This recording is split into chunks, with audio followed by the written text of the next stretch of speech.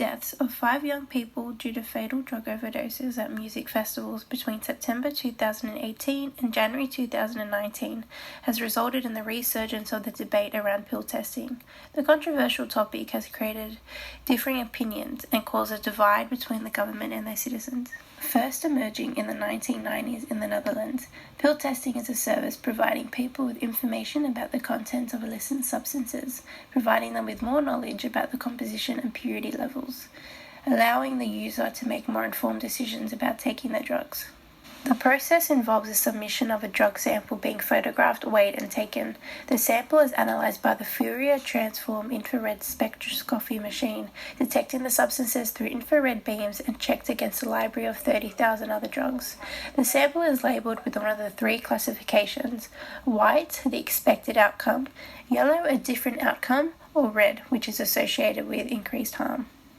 However, Dr. John Lewis is a toxicologist who raises strong concerns regarding the machinery that is used for pill testing. That if you get a tablet that's made by a pharmaceutical company, it's made homogeneously, which means no matter where you scrape the tablet, however you cut it up, you're going to get approximately the same amount of drug in that tablet. Where you get something that's made in the backyards, whether it's in Australia or China or the Netherlands, and it's imported, we have no idea of how these tablets are mixed up. We don't really know. In fact, there's something horrible hidden beneath that tablet. You may find it, or you may not find it. You need about 10% of an adulterant to be able to be detected by this equipment. 10% sounds quite a lot, but we don't really know. We don't know how much is in the tablet.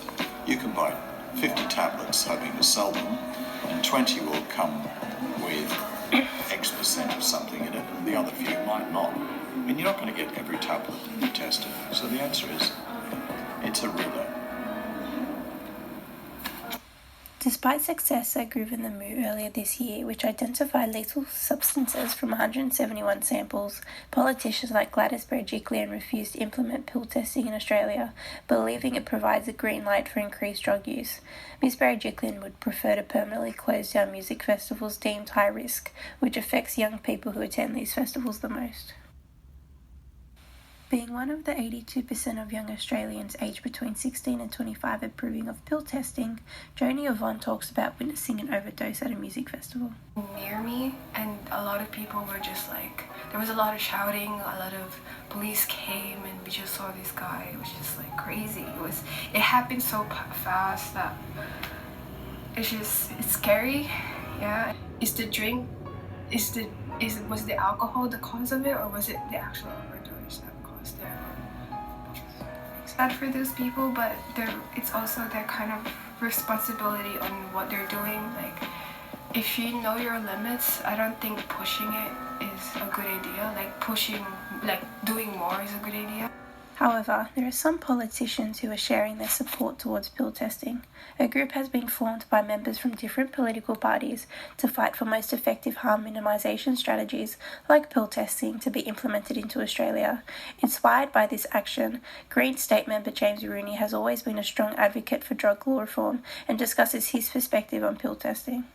What we should be concerned with is the welfare of the people who are choosing to do this. It's a lifestyle choice in the end, and making sure that the least possible harm comes to them, and that the best information out there is available to people who are making those choices. This is coming from the best medical minds in the country, really are telling us that this is something that should be done to reduce the incidences of harm and deaths that we're seeing.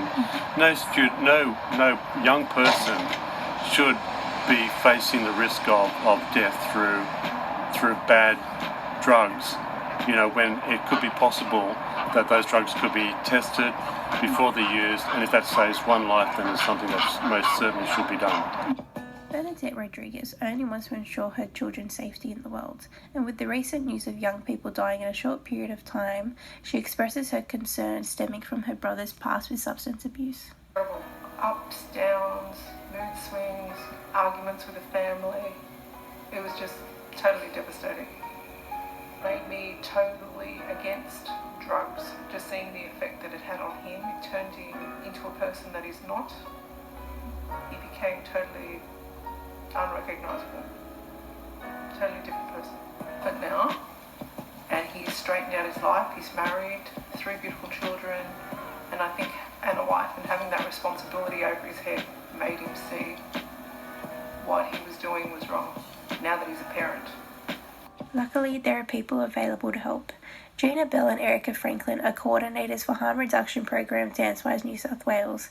Established by New South Wales Users and AIDS Association, DanceWise bases their model from their home base in Victoria. They're using peer education to reduce drugs and alcohol harm at music festivals.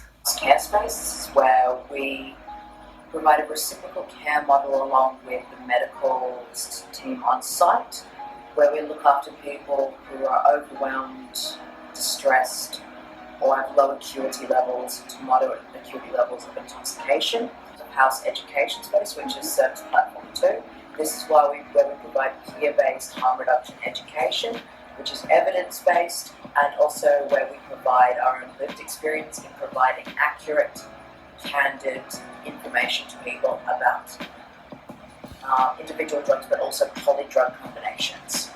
And finally, the Service Platform 3, which is rovers who will wander around the festival, and they will identify people who might require either DanceWise care, or they'll need medical intervention. Despite the opposing viewpoints, the main focus of the government should be guided towards trying to find a solution to the growing rates of drug use amongst young people. Fortunately, there are a range of options to choose from.